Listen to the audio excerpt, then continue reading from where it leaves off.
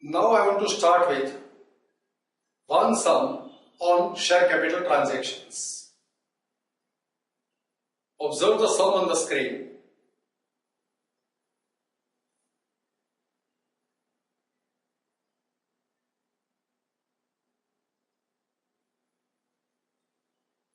I read the sum for you. Alok Limited issued 3 lakh equity shares of rupees 10 each at a premium of rupees 4 per share. Share of 10 issued at a premium of 4.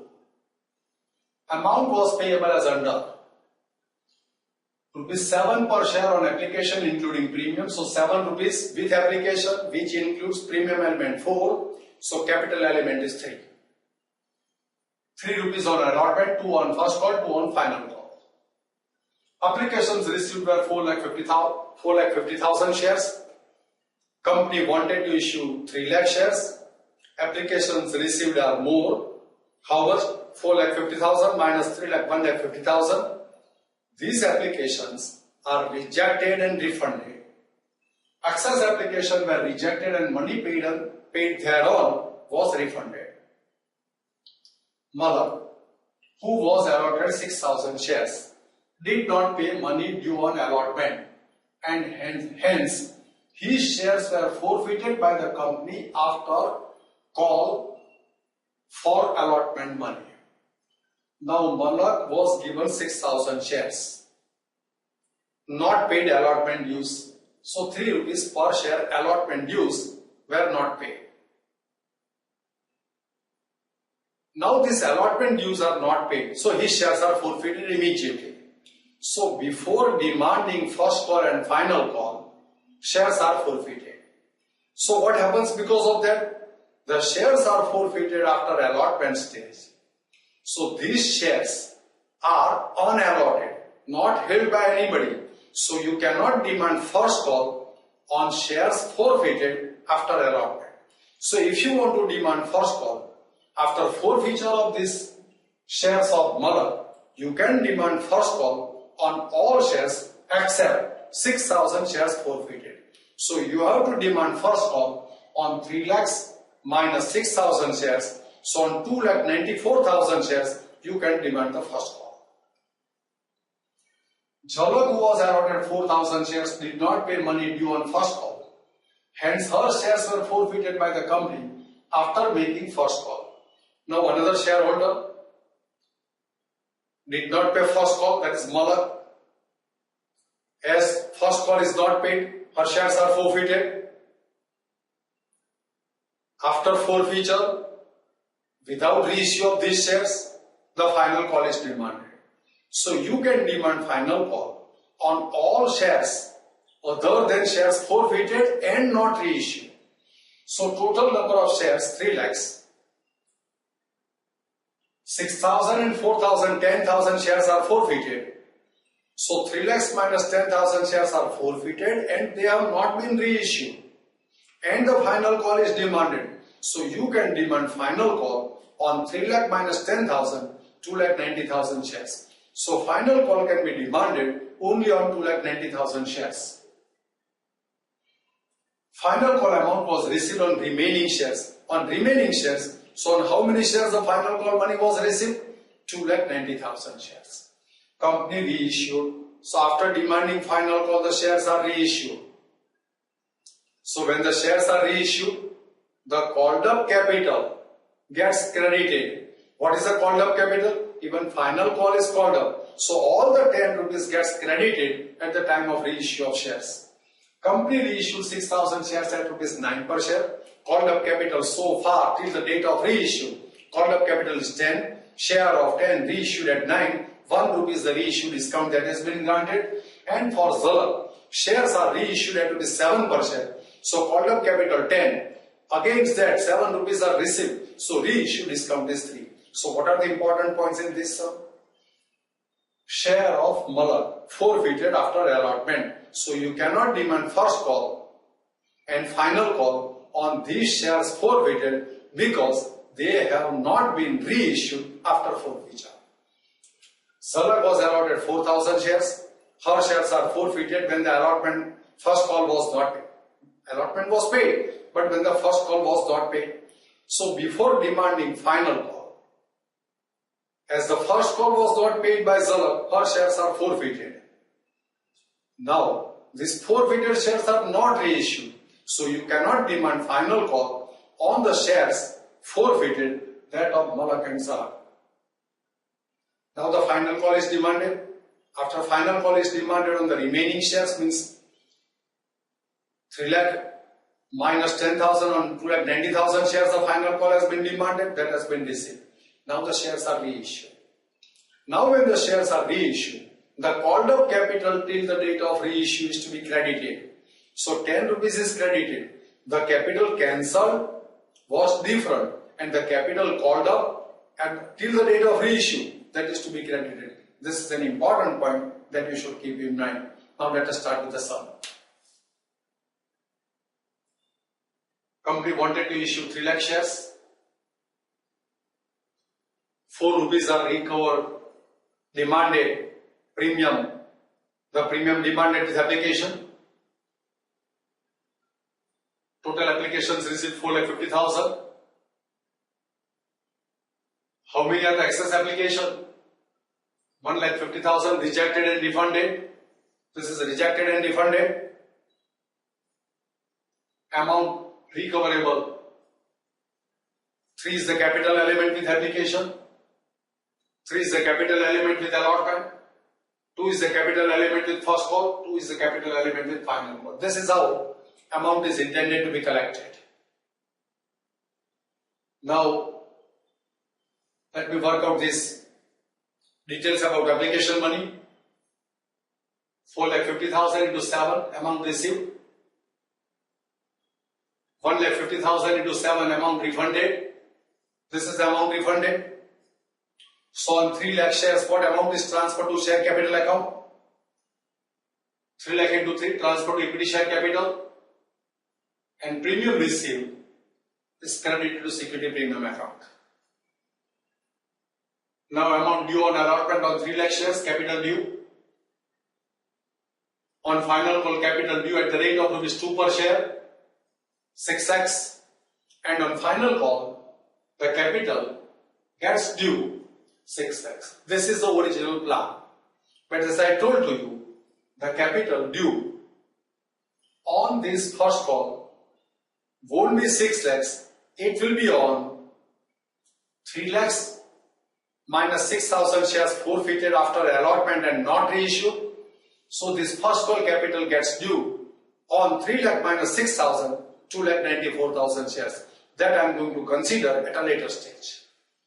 Here capital due 6 lakhs, that is on how many shares? 3 lakh shares. As I explained to you, 6,000 and 4,000, 10,000 shares are forfeited before capital is demanded on final call, and these shares have not been reissued. So you can demand final call on 3 lakh minus 10,000, 2,90,000 shares. So this 6 lakhs is subject to amendment while writing the entry in light of the additional information that we avail for shares forfeited and not reissued. Now let us proceed with it. Malak was given 6,000 shares, not paid allotment, shares are forfeited. This is a symbol that I write for forfeiture of shares, the stage at which the shares are forfeited. 4,000 shares,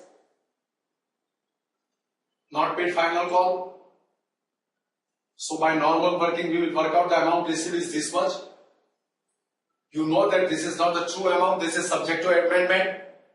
That I will do at the right stage. Now let me start with the journal entries. Bank account debit to equity share application account credit amount received on 4,50,000 shares at ₹7 per share. Bank account debit to equity share application account credit 41,50,000. This amount is credited to share application account. Now this share application account is to be debited. Amount transferred to equity share capital account credited to share capital account 9 lakhs. This amount gets credited to security premium account 12 lakhs. security premium account credit 12 lakhs. This is the amount that has been refunded. For that, bank account gets credited. So bank account credit 10 lakh 50,000. This is how application entries are recorded. Now I want to start with allotment entries. Amount due on allotment 9 lakhs. Equity share allotment account debit to equity share capital account credit. How much amount has been received? 8,82,000 bank account debit. So bank account debit 8,82,000 to equity share allotment account credit 8,82,000. How much is the debit balance in equity share allotment account? 18,000 is the debit balance in equity share allotment account. After this stage, this share of Malak are forfeited. When you forfeit the shares, the called up capital so far is to be debited. How much is the called up capital? 3 plus 3, 6. This is the called up capital. How much is the capital that has been received? 3 rupees capital has been received on 6,000 shares that will be credited to share forfeiture account. Observe it. 6,000 shares. This is the capital received. This is the premium received. Premium received is not considered in forfeiture entry. Called up capital is cancelled, so equity share capital account debit 6,000 into 6. Premium received on shares forfeited is not considered, so this is not to be considered. This capital received is credited to share forfeiture account, and this amount not received, 18,000, gets credited to share allotment account. So debit balance of share allotment account gets squared. Allotment account is closed now. Or no balance is left in share allotment account after these 3 entries. Now I want to go for first call. I have to demand the first call. Now can I demand first call on this 6,000 shares which has been forfeited? No, I cannot demand. Why? Because there is no holder of these shares, because shares are forfeited. And when there is no holder of the 6,000 shares from whom you can demand, so you cannot demand first call on this 6,000 shares. Observe it. This is the capital due that I have originally recorded, but this capital is subject to change, amendment in light of forfeiture details. 3 lakh shares. So 2,94,000 shares are there from whom we can demand the first call. So 2,94,000 into 2 per share, 5,88,000 is the amount that can be demanded with first call. Out of that 8,000 rupees are not received. So 5,88,000 minus 8,000. So what is the amount receivable? 5,92,000? No, that's the original calculation. The amount that I will receive, 5,80,000. Notice the change that I have made. Notice the change that I have made. That's important. Now let me write down the entry for first call. Equity share first call account debit 5,88,000 to equity share capital account. Bank account debit 5,80,000 to equity share first call account debit 5,80,000. What happens? By these 2 entries, there is a debit balance in equity share first call account to the extent of 8,000. That debit balance gets back when I shall write the forfeiture entry. Now capital called up so far has to be cancelled. How much capital is called up? 2 plus 3 plus 3. That capital account gets cancelled. That capital account is to be debited. So equity share capital account is to be debited with called up capital cancelled. Now for these shares, let me prepare the working. 4,000 into 3 capital received. 4,000 into 3 capital received with allotment. 4,000 into 4 premium received. This premium received is ignored in forfeiture entry. Called up capital is 3 plus 3 plus 2, 8. So share capital account debit 4,000 into 8. capital received credited to forfeiture account and this premium is ignored. Premium received on share forfeiture is not considered, so this is not going to be considered. So this is the capital that has been received, credited to share forfeiture account, and share first call account gets credited with 8,000. So in this 3 entry, if you prepare share first call account, that gets closed. Share first call account credited with 8,000, amount not received. Now this is how forfeiture entry is recorded. Remember, the shares forfeited of Malak and Zalak has not been reissued and the final call is demanded. So you cannot demand final call on 10,000 shares which have been forfeited but not reissued. Now I want to demand the final call. Can I demand final call on 3 lakh shares? No. Why? Because 10,000 shares are forfeited and not reissued. So I can demand final call on 2,90,000 shares at ₹2 per share. So I can demand 5,80,000 with final call. And that amount has been received. So share final call account debit to equity share capital account credit, bank account debit to share final call account credit. So final call has been totally received. Final call account gets closed by these 2 entries. No need to consider the account that has been closed at the time of forfeiture entry because there is no question of forfeiture, the amount has been received. Now I want to write down the entry for reissue. Company reissued 6,000 shares of Malak at ₹9 per share and share of Zalak at 7 per share. Now how much is the capital that has been called up till the date of reissue? Entire 10 rupees. So equity share capital account is going to be credited at the rate of ₹10 per share. So bank account debit 6,000 into 9. Shares are issued at ₹9 per share. 6,000 shares, 6,000 into 9 plus this 4,000 shares have been issued at ₹7 per share. So 4,000 into 7, this is the amount received. Amount received is to be debited to bank account. So bank account is debited with 82,000, total of these 2. Now share of 10 issued at 9, reissue discount granted 1 rupees. And in case of Zalak, the reissue discount granted is 3 rupees. So 6,000 into 1 reissue discount plus 4,000 into 3 reissue discount. This reissue discount has to be given out of share forfeiture income. So share forfeiture account is to be debited for that. So 6,000 plus 12,000, 18,000 debited to share forfeiture account. And share capital account is to be credited, as I told you, the capital called up till the date of reissue.